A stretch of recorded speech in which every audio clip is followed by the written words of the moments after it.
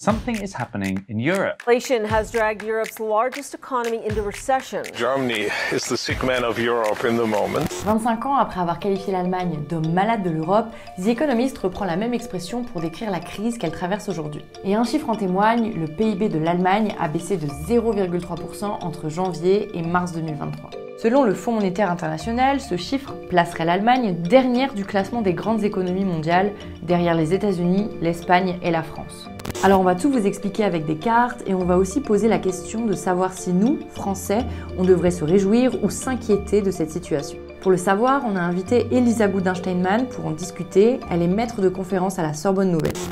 Avant 1989, les deux systèmes économiques étaient radicalement distincts, opposés d'une certaine façon. Donc en RFA, on avait le modèle qu'on a toujours aujourd'hui, un modèle d'économie sociale de marché. Et du côté Est, c'était une économie socialiste, donc planifiée, avec l'État qui décidait, qui fixait les prix, les quantités, qu'est-ce qu'on va produire, quel prix on va le vendre, qui fixait les salaires, les entreprises étaient nationalisées. Après la chute du mur, donc le 9 novembre 89 et jusqu'à la réunification le 3 octobre 1990, on a deux pays qui donc fusionnent en un, mais c'est pas vraiment une fusion, justement, puisque c'est la RFA qui englobe, qui s'agrandit simplement. Et pour montrer l'ampleur du choc économique qui a été vécu à l'Est au moment de l'introduction donc du capitalisme, du système de l'économie de marché, il y a un chiffre qui est très parlant, c'est le chiffre sur le taux de natalité en RDA, qui en 1994, donc quelques années après l'unification, tombe à 0,7 enfants par femme en moyenne, donc qui est le taux le plus bas jamais enregistré dans l'histoire de l'humanité dans aucun pays hormis le Vatican.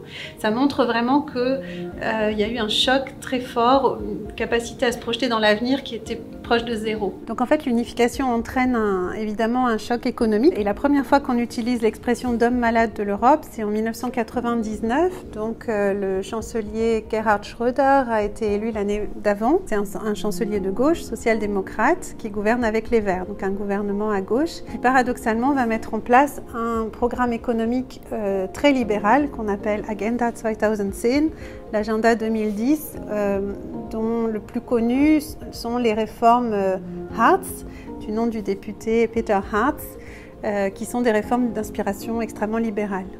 Sondern die Agenda ist ein Konzept zur Steigerung der Wettbewerbsfähigkeit in Deutschland, zur Sicherung der sozialen Sicherungssysteme gewesen.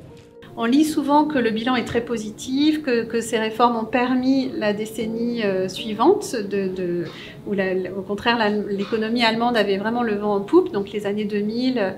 L'économie allemande elle est très basée sur les exportations, sur l'industrie comme on sait, et donc elle a profité de ce vent de mondialisation des marchés en Chine, etc. De notre côté, on va essayer de comprendre pourquoi Olaf Scholz a dit ça. Wir leben in schwierigen Zeiten, das muss nicht gesagt werden. Jeder weiß, was die Corona-Pandemie auch für wirtschaftliche und soziale Konsequenzen hatte. Jeder weiß. Depuis quelques semaines, la peur du déclin se voit partout en Allemagne. Made in Germany, c'est fini, lançait l'hebdomadaire Die Zeit le 3 août. Au secours, notre économie s'effondre, pour Bild, le quotidien le plus lu du pays. Was der russische Angriffskrieg gegen die Ukraine für Konsequenzen hat, auch für unsere wirtschaftliche Entwicklung und natürlich für Arbeitsplätze, für Inflation und für Preise. Alors quelles sont les raisons de ce décrochage? Reprenons nos cartes. L'Allemagne, qui était très dépendante du gaz russe, a complètement revu sa politique énergétique depuis la guerre en Ukraine. Il y a aussi la Chine, dont l'économie ralentit et qui importe moins de biens industriels à l'Allemagne, notamment ses voitures. Côté américain, la politique économique de l'administration Biden et son programme Inflation Reduction Act favorisent les investissements industriels américains au détriment de l'Europe. D'ailleurs, le 16 août dernier, on a pu lire à la une du Die Welt le succès de l'Amérique et le déclin de l'Allemagne. Le pays a aussi dû faire face à d'autres problèmes internes, dont le manque de main-d'œuvre, dû à sa population vieillissante, la lenteur de son administration, peu numérisée, ou encore ses infrastructures de plus en plus vétustes en raison du manque d'investissement public. Si l'Allemagne est redevenue l'homme malade de l'Europe, il faut un remède. Alors, on a réservé une consultation avec Marie Krpata. Bonjour, vous allez bien? Chercheuse à l'IFRI. Ce qui est intéressant, c'est de voir que, il y a une prise de conscience en fait de cette politisation de l'économie, par exemple. Aujourd'hui, on se rend compte que l'économie de marché est importante.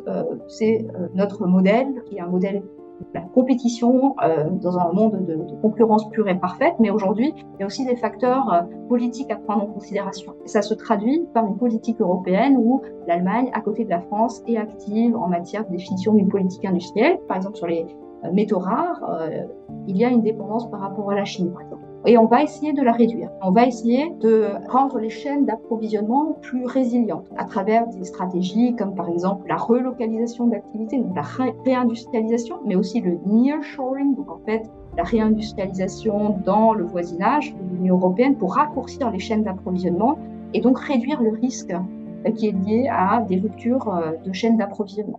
Pour Patrick Artus, directeur de la recherche et des études Natixis, il faut que l'Allemagne retrouve une compétitivité industrielle. C'est toute la politique de Scholz. C'est une politique de renouveau de l'industrie. Donc c'est une politique de transition énergétique, de soutien des industries nouvelles, de la pharmacie, des semi-conducteurs, et avec beaucoup d'argent public à la clé, quoi, je veux dire.